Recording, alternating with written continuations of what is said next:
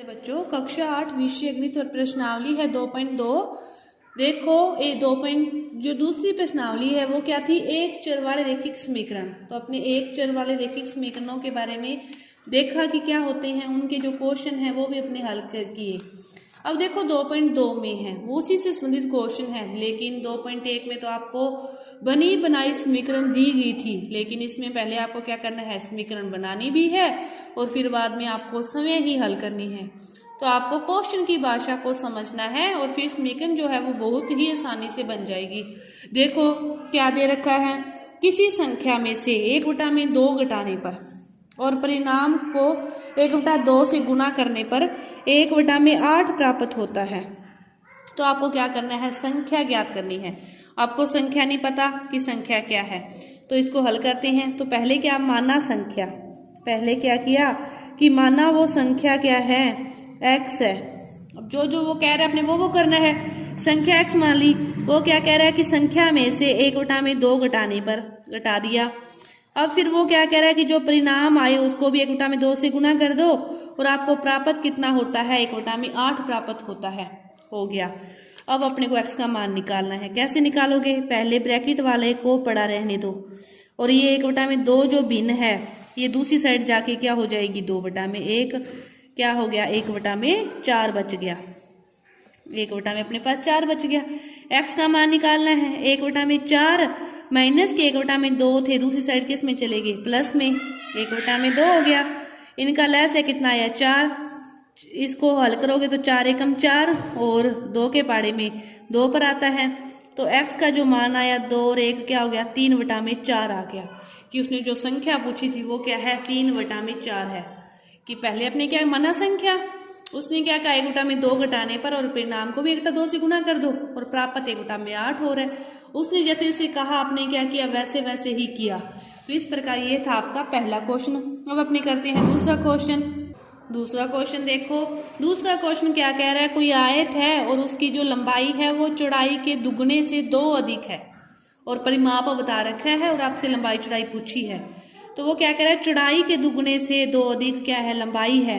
तो अपने क्या किया, माना चौड़ाई, माना चौड़ाई क्या है, x है। चौड़ाई x है तो लंबाई क्या होगी, फिर चौड़ाई के दुगने 2 गुणे से 2 अधिक, अधिक है तो प्लस का निशान और कितनी 2।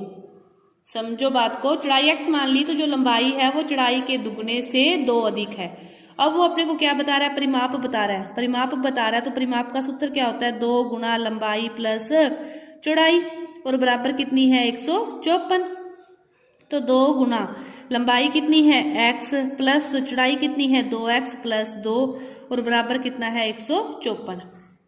2 गुणा 2 और 1 कितना हो गया, 3x प्लस 2 बराबर 154। ये क्या है, 3x प्लस 2 और गुणा में जो 2 है वो दूसरी साइड किस में जाएंगे, भाग में जाएंगे और इसको भाग दे दोगे तो 2 7 14, 2 7 14।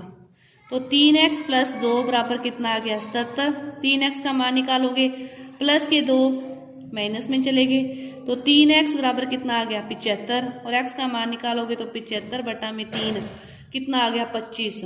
x का मान आपके पास आ गया 25। अब देखो x का मान तो है 25, तो ये तो हो गया 25 मीटर उसकी चौड़ाई। अब देखनी है लंबाई, इसकी जगह भी 25 रखो तो क्या हो जाएगा, 2 गुणा 25 प्लस 2, 25 दूना 50 और 2 52 मीटर। कितना आ गया, 52 मीटर। तो इस प्रकार ये था आपका दूसरा क्वेश्चन। अब अपने देखते हैं तीसरा क्वेश्चन। क्या दे रखा है तीसरा क्वेश्चन, देखो समद्विबाहु त्रिभुज। क्या दे रखा है, समद्विबाहु त्रिभुज का आधार दे रखा है, परिमाप दे रखा है और आपसे समद्विबाहु त्रिभुज किसे कहते हैं, जिस त्रिभुज की 2 भुजाएं बराबर होती है और परिमाप क्या होता है, तीनों भुजाओं का योग। तो आपसे क्या पूछा है, बराबर भुजाएं पूछी है।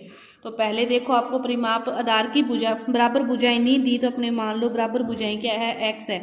एक भी x है तो बराबर है तो दूसरी भी x होगी। आधार की भुजा दे रखी है 4/3 और तीनों का योग क्या होगा, परिमाप होगा। तीनों का योग क्या होगा, परिमाप होगा। 1x और 1x कितना आ गया, x हो गया 2x और इसको पहले हल करो। 15 चौके 60 और 2 62, 62/15 और प्लस के 4/3 दूसरी साइड किस में आएंगे, माइनस में आएंगे। किस में आएंगे, माइनस में। तो इनका क्या हो गया 15 क्या आ गया लेस है, यहाँ पे तो 62 का 62। 3 के पहाड़े में 15 कितने पर आते हैं 5 पर, 3 के पहाड़े में 15 कितने पर आते हैं 5 पर, और 5 से इसको गुना करोगे तो कितना आ गया 20, और 62 में से आप 20 को घटाओगे तो कितना आ गया 42/15। 2x बराबर 42/15। x का मान निकालना है, 2 गुना में है, 2 भी किस में आ जाएगा भाग में आ जाएगा, 2 से भाग दिया 21, 3 7 है 21, 3 5 है 15, तो x का मान क्या आ गया 7/5 सेंटीमीटर है क्या सेंटीमीटर, मतलब बराबर भुजाओं की माप क्या आ गई 7/5 और 7/5। ये है आपका तीसरा क्वेश्चन। अब देखो चौथा क्वेश्चन क्या कह रहा है। चौथा क्वेश्चन देखो, चौथा क्वेश्चन कि दो संख्याओं का योग दे रखा है 95 और क्या कह रहा है कि एक संख्या दूसरी से 15 अधिक है। अपने को एक संख्या भी नहीं पता, तो माना संख्या क्या है x है, तो फिर जो दूसरी संख्या होगी वो क्या कह रहा है कि एक संख्या दूसरी से 15 अधिक है, तो x है एक, तो फिर दूसरी उससे 15 अधिक कितनी होगी x + 15, मतलब 15 अधिक है। भी पहली x मान है तो फिर दूसरी x + 15। अब वो क्या करें इन दोनों का योग कितना है 95 है, तो x + 15 और बराबर कितना है 95। 1x और 1x 2x प्लस के 15 है, किस में जाएंगे माइनस में, इसको घटा दिया तो 80। x का मान निकालोगे तो 80/2 कितना हो गया 40। मतलब यदि एक संख्या 40 है और दूसरी उससे 15 अधिक करोगे, 40 + 15 कितनी होगी 55। 40 + 15 कितनी होगी 55 होगी। ये है, इस प्रकार आपको दिया होता चौथा क्वेश्चन। और पांचवा क्या कह रहा है कि दो संख्याओं में अनुपात दे रखे हैं आपको 5:3 है।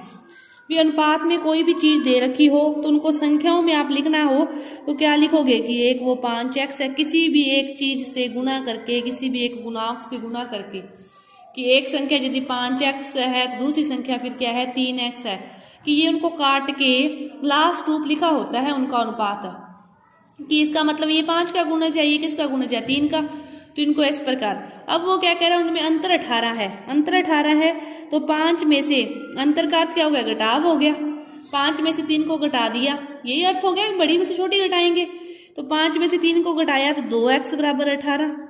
x का मान निकालना है तो 18 में 2 का भाग दे दो, कितना आ गया 9। x का भाग दे दिया, कितना आ गया 9। अब देखो 9 को 3 से गुना करोगे तो आपके पास आ जाएगा 27, और 9 को 5 से गुना करोगे तो आपके पास आ जाएगा 45। तो संख्याएं क्या है 45 और 27। भी अनुपात में कोई भी संख्याएं दी हो तो इसको किसी भी चर से गुना करके उनको संख्याएं मानोगे। फिर जो आपको दे रखा है अंतर तो अंतर कर दो, ऐड दे रखा तो ऐड कर दो, गुणा दे रखा तो गुणा कर दो, वहां से आपके पास उस चर का क्या आ जाएगा मान आ जाएगा, और चर का मान रखने पर आपके पास क्या आ जाएगी संख्याएं आ जाएगी। इसके बाद देखो छठा क्वेश्चन। छठा क्वेश्चन क्या कह रहा है कि 3 लगातार पूर्णांकों का योग आपके पास दे रखा है 51 है। तो देखो कि अपने यदि एक पूर्णांक 2 माने तो लगातार है, तो 2 में 1 जोड़ोगे तो 3, 3 में 1 जोड़ोगे तो 4, लगातार का अर्थ क्या होगा सभी में 1 जुड़ेगा। तो अपने मानना यदि पहला पूर्णांक अपने x माने, x मान लिया, तो फिर दूसरा क्या होगा x में 1 जुड़ेगा, दूसरा क्या होगा x में 1 जुड़ेगा, और तीसरा क्या होगा इसमें फिर 1 जुड़ेगा कि x + 1 + 1, यानी कि तीसरा क्या हो गया x + 2। कि यदि पहला पूर्णांक अपने x मानेंगे तो दूसरा उसमें 1 जुड़ेगा, तीसरा उसमें फिर 1 जुड़ेगा। अब इन तीनों का योग वो कितना कह रहे हैं 51 है। x + 1 x + 2 तीनों का योग कितना है 51 है। 1x 2x 3x हो गए, 3x + 3 बराबर कितना है 51। 3x बराबर 51 में से 3 को घटा दिया तो 3x बराबर आपके पास कितना आ गया, इसको घटाओगे तो आपके पास आ जाएगा 48। x का मान निकालोगे तो 3 का भाग देना पड़ेगा, 3 का भाग दोगे तो कितना आ गया 16। अब यदि पहला पूर्णांक 16 है और फिर 16 में 1 जोड़ के दूसरा 17 है, और फिर 16 में फिर 2 जोड़ के तीसरा कितना हो गया 18, या फिर ये कहें कि 17 में 1 जोड़ के कितना हो गया 18 हो गया। समझ में आई कि यदि पहले को x मानोगे लगातार के लिए फिर सभी में 1 जोड़ना पड़ेगा। फिर उसने कहा कि सभी का योग कर दिया, तो आपके पास इस प्रकार छठा क्वेश्चन हल होगा। इसके बाद देखते हैं सातवां क्वेश्चन। सातवां क्वेश्चन देखो सेम छठे की तरह है, मैं आपको थोड़ा सा हिंट बताती हूँ, बाकी आप समय हल करोगे। सातवें में वो कह रहा है कि 8 के लगातार 3 गुणज है, कि 8 के लगातार 3 गुणज है, और उनका योग इतना है। इसमें तो सीधे लगातार थे, अब इसने क्या कह दिया 8 किए हैं, 8 किए हैं तो उसको क्या करोगे 8 को यदि पहले को अब देखो यदि पहले को अपने 8x मानते हैं तो फिर दूसरा क्या हो जाएगा 8x प्लस 1 और तीसरा क्या हो जाएगा फिर 8x प्लस 2 के। अब 8 के लगातार हैं कि x की जगह 1 रखोगे तो 1 2 3 भी 8 एकम 8 8 दूनी 16 8 3 24। 8 के लगातार 3 गुणज भी लगातार 3 है जो अपने मान्य थे अभी उसी के साथ क्या लगा दिया 8 लगा दिया तो क्या हो गए 8 के लगातार 3 गुणज हो गए। अब वो क्या कह रहा है इनका योग, इन सभी का योग क्या है आपको दे रखा है 888। तो इन सभी का योग करके आप क्या रखोगे इसको किसके बराबर कर दोगे 888 के बराबर कर दोगे और यहाँ से आप क्या करोगे x का मान निकाल लोगे। ये क्वेश्चन क्या करोगे आप समय हल करोगे, समय हल करोगे। इसके बाद देखते हैं 8वां क्वेश्चन। देखो 8वां क्वेश्चन क्या दे रखा है सेम उन्हीं की तरह अगले क्वेश्चन आ गया, बस थोड़ा सा रूप चेंज कर रहे हैं। क्या कह रहे हैं कि 3 लगातार बढ़ते पूर्णांकों को इनसे गुणा करते हैं तो उनका योगफल इतना है। फिर वही बात कि यदि पहला पूर्णांक x है, दूसरा फिर बढ़ता x प्लस 1 है, तीसरा बढ़ता x प्लस 2 है। अब वो क्या करें लगातार तीनों को पहले को यदि वो 2 से गुणा कर रहा है तो इसको किस से करेगा 3 से और इसको किस से करेगा 4 से, मतलब सीक्वेंस से गुणा करना है। अब इनका क्या करना है योग करना है। योग कैसे करोगे कि 2 को x से किया प्लस 3 को x प्लस 1 से कर दिया प्लस 4 को x प्लस 2 से कर दिया और इन सभी का योगफल किसके बराबर रख दिया 74 के। अब अंदर गुणा करके हल करके मान आप निकाल सकते हो, क्योंकि अपने ये प्रश्नावली 2.1 में ही अपने मान निकालना देख सके ना कि पक्षांतरण करके उनका मान निकालना। तो इस प्रश्नावली का जो एक भाग है ये पूरा हुआ, दूसरा भाग अपने अगली वीडियो में करेंगे। धन्यवाद।